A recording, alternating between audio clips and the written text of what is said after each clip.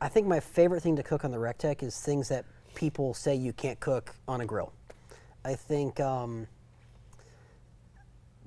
that's what really attracted me to the REC TEC, was being able to do things that you couldn't do on a regular smoker and or grill.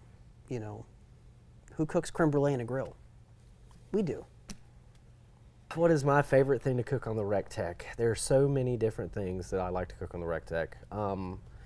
You know, your traditional butts, ribs, briskets are hands down, you know, some of my favorite stuff to cook, but chicken thighs.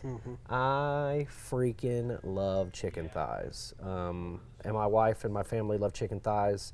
They're just so easy. I mean, you can marinate them, you can not marinate them, you can season them, you can not season them. Either way, you know, they're gonna taste great on the grill. You're not gonna burn them, you're not gonna overcook them. And they got awesome amount of fat. I love dark meat. You know, besides traditional stuff, it's got to be chicken thighs.